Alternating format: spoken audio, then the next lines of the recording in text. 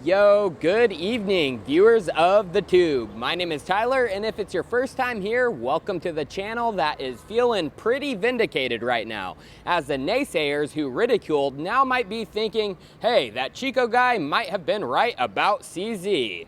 Well, let's get ready to blow the lid off of what went down with the exchange that should not be named. It's time for Chico Crypto. I'm sure every single one of you are aware of what went down 2 days ago. The hack where an alleged thief or thieves made off with over 7,000 Bitcoin from the exchange right through their hot wallets. The news has rocked the crypto space and has sparked conversations about the exchange that should not be named and CZ that I have been talking about for over a year now. But what is the truth of what really went down? Was it an actual hack or was it an inside job? To figure this out, let's start at the beginning. On May 7th at 12:06 p.m. Eastern Standard Time, CZ tweeted out, have to perform some unscheduled server maintenance that will impact deposits and withdrawals for a couple hours. No need to FUD. Funds are SAFU. And he adds a comment, trading will not be impacted. CZ does not admit it's a hack and the Bitcoins are on the move, even though in the comments people are asking if this is because 7,000 Bitcoin have left the hot wallet in one transaction. Nearly 3 hours later, CZ provides an update saying we'll provide a more detailed update shortly. It wasn't until over 5.5 hours later at 4:36 p.m. that he admitted it was a security breach on the exchange. The blog post about the breach has some very telling information. They explain hackers were able to obtain a large number of API keys, 2FA codes, and potentially other info, including passwords. The hackers used a variety of techniques, including phishing, viruses, and other attacks. Below it says it impacted our BTC hot wallets only, which contained about 2% of our total BTC holdings. All of our other wallets are secure and unharmed. They then say we must conduct a thorough security review. The security review will include all parts of our system and data, which is large. We estimate this will take about 1 week.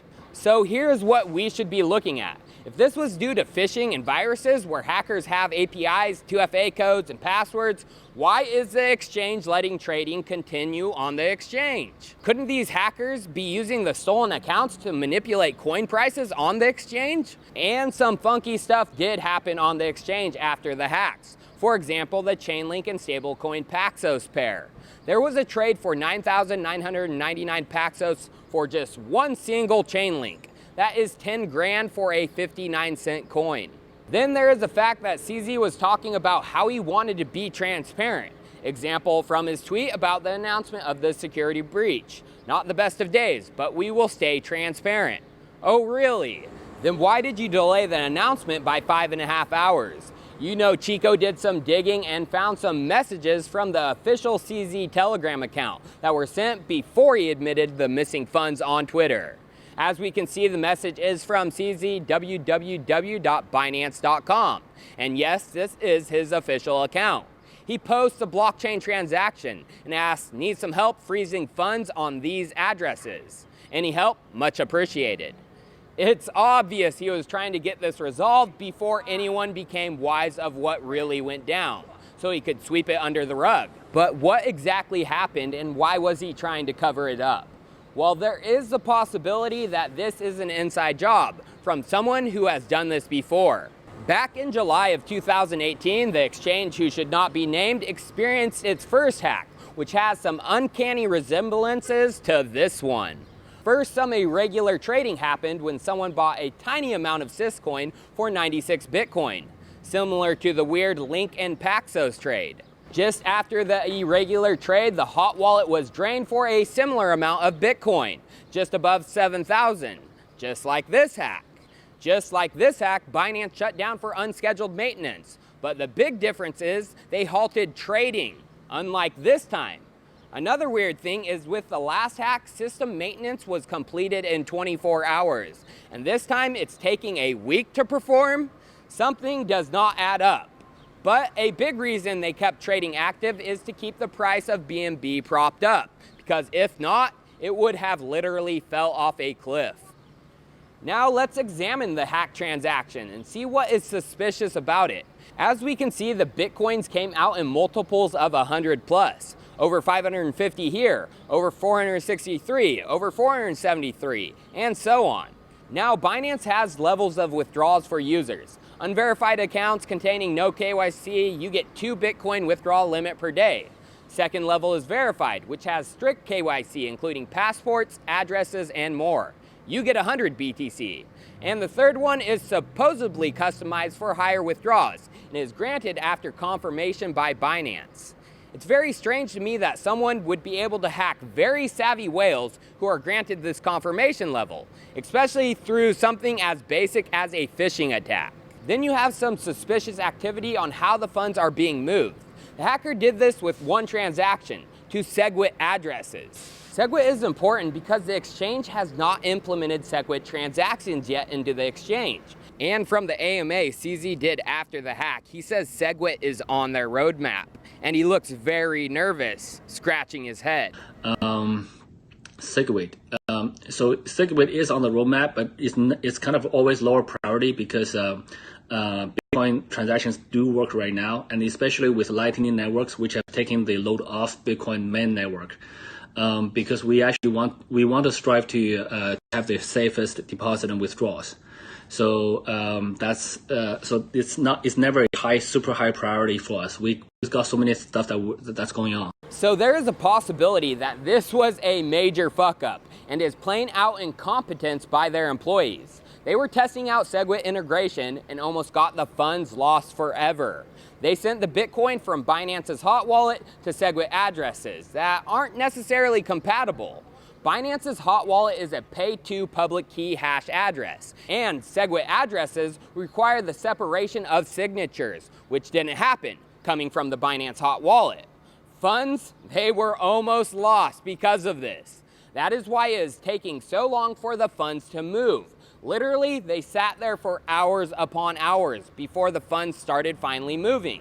They needed to find a developer who could figure this out and get the funds unstuck, which started happening yesterday, as shown by the tweets from blockchain analysis outfit CoinFirm. Then you have the fact that Binance said 2% of their total Bitcoin holdings were hacked. So that means Binance should have about 350,000 Bitcoin in cold storage. Well, Bitfinex on Twitter showed this. The Binance cold storage address only shows up with over 180,000 Bitcoin. Could they have been attempting to move over to Segwit and lost some of these cold storage funds as well as the hot wallet funds to incompatible Segwit addresses, thinking they lost nearly 200K Bitcoin in the process? Well, what CZ also said in that AMA makes me believe that he thought this could have been a possibility. He talks about a reorg of the Bitcoin chain and paying miners to do this. Let's watch now. We are completely okay on the funding side. It does hurt very much, but we are able to cover that. So we do not need the funding help. We have been working with other exchanges to block deposits from those hacked addresses. There's the other topic of, do we want to issue a rollback on the Bitcoin network? Because right now the 7,000 BTC is far higher than, if we distribute that to miners, it will be far higher than the what they got paid for the last few blocks. To be honest, we can actually do this probably within the next few days.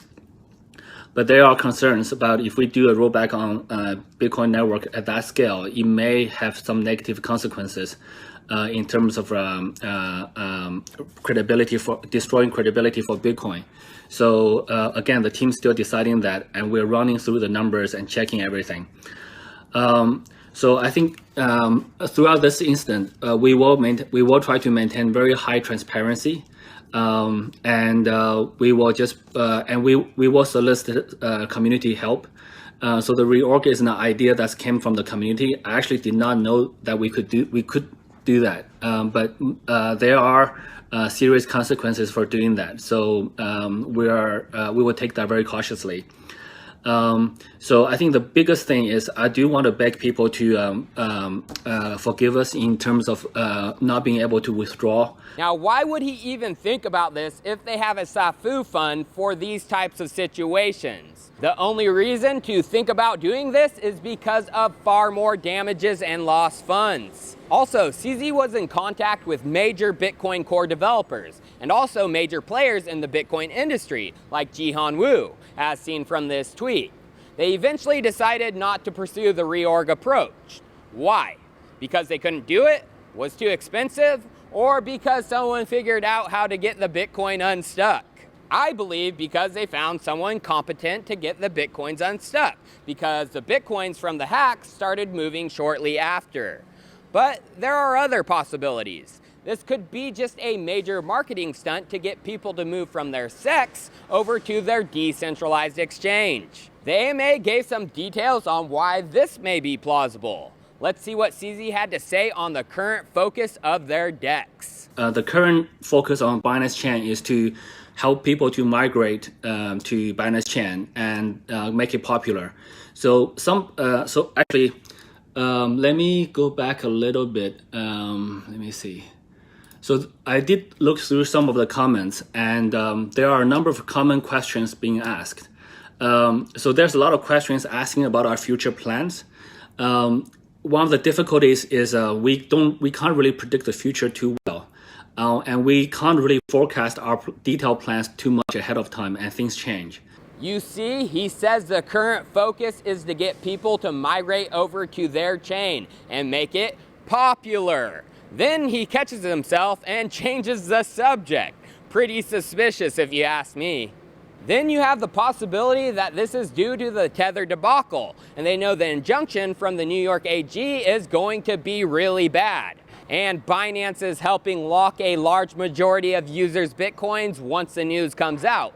Insiders can dump, while retail traders won't even have access to their coins. The reason this may be plausible is right after the Binance hack, the Bitfinex premium for Bitcoin came down by a significant percentage, almost 20%. Then you have, once again in the AMA, CZ talking about his stablecoin. Let's watch that right now. There have been internal discussions about stablecoins, whether we want to offer our stablecoins, and there's a few different proposals and plans. So likely something may happen there.